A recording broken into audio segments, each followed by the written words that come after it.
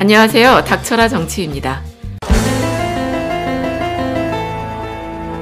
문재인 대통령이 오늘 23일부터요.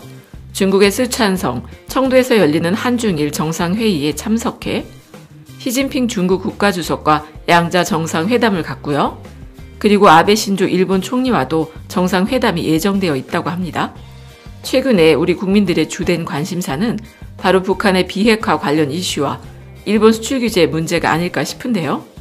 미국에서는 또 북한 인권 문제를 거론하고 나섰고, 이에 대해서 북한은 미국을 향해서 거친 말을 하면서 크리스마스 선물을 주겠다고 하는 둥 북미 간 긴장감이 최고조로 고조돼 있는 상태인 것 같아요.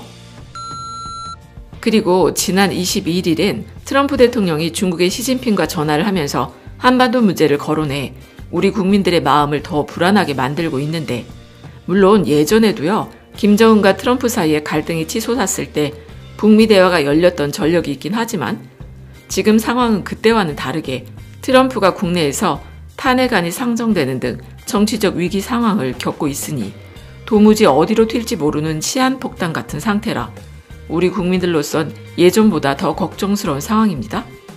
어쨌든 최근에 중국은 러시아랑 함께 유엔에서 대북 제재를 완화하자는 결의문을 냈었고, 트럼프와 통화를 하면서도 북미가 서로 양보하고 대화 추세를 유지해야 한다며 일단은 정치적 해결을 주문했다고 합니다. 그리고 중국이 북한을 향해선 어느 정도 영향력을 행사하고 있으니까 이번에 문재인 대통령과 시진핑의 만남에서는 미국에 대한 압박 수위를 높이고 있는 북한의 도발을 막고 북미 대화를 본 궤도에 올려놓은 방안을 논의하지 않겠습니까? 그리고 또 박근혜 탄핵 시기에 사드를 국민들 모르게 설치하면서 중국이랑 정말 외교적으로 최대의 고비를 맞았던 거 기억하시죠? 그때 지금은 자한당 대표인 황교안 당시 대통령 권한대행이 중국 고위급 인사를 만난 자리에서요. 사드를 설치할지 안 할지 아직 정해지지 않았다, 이렇게 말해놓고 나서는 이틀인가 있다가 갑자기 사드를 설치해버렸죠. 그러니까 중국 입장에서 봤을 땐 아주 뒤통수를 제대로 맞은 격이죠. 그래서 경노한 중국이 한한령을 내려서 한국 연예인들을 출연 금지시키고 한국으로 여행도 금지시키고 그랬었지 않습니까? 그리고 중국에 진출한 우리 잘 나가던 기업들은 하루아침에 엄청난 피해를 입기도 했었죠. 그래도 다행히 문재인 정부가 출범하게 되면서 임시로 봉합이 되더니 지금까지 큰 문제 없이 지내오게 된 건데, 이번 정상회담을 계기로 사드로 인한 한중 간의 갈등을 좀 더 근본적으로 해결하기 위한 논의도 진행될 것으로 보여요. 그러니까 지금이 정말 그 어느 때보다 어려운 시기가 아닌가 싶은데, 진인사 대천명이라는 말도 있지 않습니까? 어려울 때일수록 사람이 할 바를 다 해놓고서 하늘의 뜻을 기다릴 수밖에 없는 상황인데요. 문재인 정부가 한반도 평화를 최고의 가치로 삼고 외교적으로는 최선의 노력을 다하고 있으니 좋은 결과가 있기를 기다려야겠네요. 그리고 또 하나, 아베 총리와의 만남 땐 일본의 일방적인 수출 규제 문제가 주요 이슈잖아요. 그래도 다행히 일본이 정상회담을 앞두고 포토레지스트의 품목을 수출 규제 조치를 일부 완화하게 되면서 앞으로는 한 번 개별 허가를 받으면 3년 동안 허가 기간을 유지할 수 있도록 했는데, 그에 대한 청와대의 반응은 한마디로 말해서 미흡하다 였어요. 청와대에서는 그동안 지소미아 종료 결정을 유예하면서 오래 기다리진 않겠다고 이미 말해놨었고, 그 목표는 수출 규제 이전의 상태로 되돌리는 것이라고 분명하게 제시를 했었죠. 그러니까 이번에 일본에서 포토레지스트 하나의 품목만 수출 규제 완화를 했으니 기존의 입장과는 전혀 변한 게 없다고 강조했단 것이죠. 그럼 여기서 잠깐, 이번에 일본에서 규제를 완화한 포토레지스트에 대해서 살펴보면요. 지난 7월에 일본이 반도체 공정에 사용되는 3가지 품목을 콕 집어서 공략을 했던 건 그만큼 그 품목을 우리나라 기업들이 단기간은 대체하기가 어려울 거라고 판단해서 그랬던 것 아니지 않겠습니까? 하지만 불화수소나 플로우린 폴리이미드 같은 건 일본의 생각을 깨뜨릴 만큼 아주 단기간에 국내외에서 대체품을 찾았고, 특히 국내 업체의 국산화 결과가 너무 빨리 나와서 우리 국민들도 놀라워했었죠. 그리고 EUV용 감광액이라는 포토레지스트는 일본의 JSR이나 시네츠 케미칼, 도쿄오카 스미토모 화학 같은 회사들이 전 세계 납품량의 90%를 차지하면서 거의 독점이나 마찬가지인 상황이었습니다. 그리고 또 국내에서는 그걸 개발할 수 있는 업체도 거의 없다시피 해서요. 정말 대체품을 찾기가 어렵지 않겠나 했어요. 그런데 삼성전자와 SK하이닉스가 벨기에에서 대체품을 들여오게 되면서 이 포토레지스트 문제도 생각보다는 아주 쉽게 해결이 됐다는 겁니다. 더구나 예전부터요, 벨기에에서 소량으로 구매해 사용하고 있었다고 하는데, 그런데 이게요, 관세청에서 제공한 벨기에에서 수입하는 포토레지스트 월별 수입액 추이를 보면요, 일본이 지금 얼마나 똥줄이 타는지 금방 아실 것 같은데, 지난 1월부터 6월까지 벨기에에서 수입한 포토레지스트 수입액은요, 6만에서 15만 달러 사이로 왔다 갔다 했는데, 일본의 수출 규제를 선언한 7월부터는 벨기에에서 수입하는 액수가 157만 달러로 한 달 사이에 10배 이상 엄청나게 늘어난 걸 아실 수가 있어요.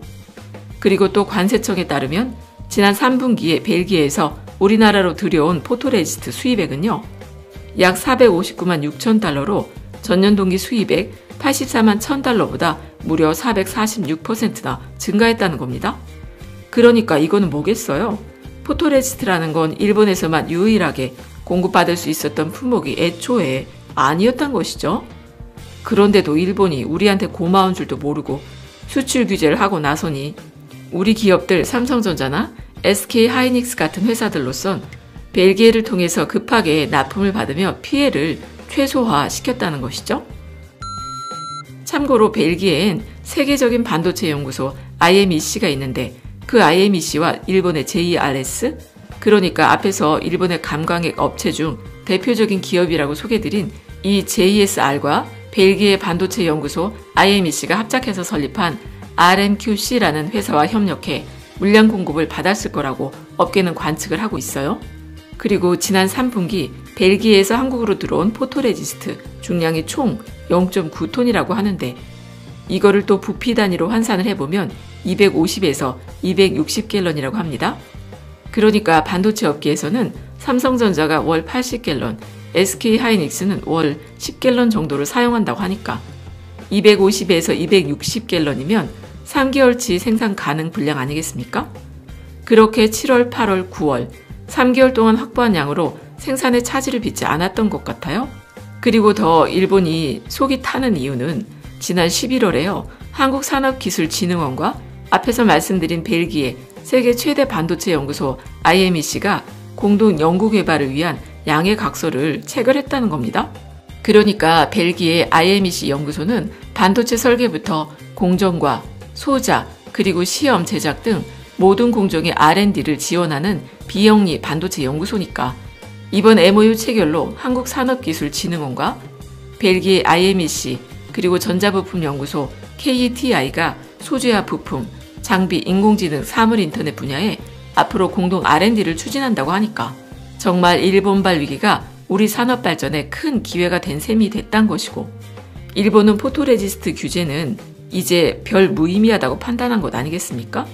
그러니까 일본이 이번 정상회담을 통해서 무슨 선심이라도 쓴 것처럼 이제는 우리도 좀 양보하자, 일본과 손잡자 라고 착각해서는 안 된다는 것이죠. 혹시라도 그런 분들이 계실까 싶어서 이런 내용을 미리 짚고 넘어가야 하는 것 아니겠습니까? 그리고 앞에서 살짝 벨기에에서 감광액을 들여온 업체가 IMEC랑 일본 JSR이 합작회사라고 말씀드렸었잖아요. 그런데 지난 11월에 이 글로벌 1위 업체인 일본 JSR이라는 회사가 한국에서 생산하는 방안을 추진 중이라는 뉴스 보도가 있었죠. 더구나 이 JSR이라는 회사는 전 세계의 포토레지스트 중에서 24%를 점유하고 있는데, 반도체 공정에 사용하는 물품의 최대 고객은 당연히 삼성 아니겠습니까? 그런데 일본 정부에서 수출을 막아버린 데다가 일본의 예상과는 다르게 쉽사리 끝날 기미가 보이지 않으니 일본 기업 입장에서 봤을 땐 당연히 애가 타고 피가 마르는 심정이겠죠. 그래서 삼성 측의 국내 생산 여부를 타진 중이라고 하는데 최종 결정이 어떻게 될지 궁금하기는 하네요. 어쨌든 지금 이 상황은 일본 기업들이 나서서 아베 총리 뒤통수를 후려치는 아주 재밌는 상황이라는 겁니다. 그러니까 우리 기업들 입장에서 봤을 땐 일본이 이번에 포토레지스트 수출 허가를 일부 완화해줬어도 그냥 그랬구나 하면서 별 관심도 안 주고 있는 것 아니겠습니까? 그리고 기업들 입장에서는 가장 첫 번째 과제가 생산 및 공급의 안정화라는 것이죠. 더구나 이제는 아무리 일본 정부가 규제를 다 풀어준다고 해도요, 예전처럼 90% 이상을 어느 한 나라에 의존해서 수입을 하는 게 얼마나 위험한 일인지 우리 기업들이라면 아주 뼈저리게 느꼈을 테니까. 일본 기업들이 예전처럼 90% 이상의 점유율을 회복하기엔 어렵게 됐다는 것이죠. 그리고 또 국내 여론을 봐도요. 일본이 수출 규제를 철회한다고 해도 불매운동은 지속돼야 한다는 반응이고요. 정부에서도 소부장 산업의 예산을 강화하면서 일본의 수출 규제 해제와 상관없이 국산화를 지속적으로 지원하겠다고 밝히지 않았습니까? 그러니까 이번 한일 정상회담의 결과가 어떻게 나오거나 말거나 일본 제품 불매운동은 앞으로도 쭉 이어져야 한다고 저는 생각합니다. 그럼 끝까지 들어주셔서 감사드리고 좋은 의견을 댓글로 많이 남겨주세요. 감사합니다.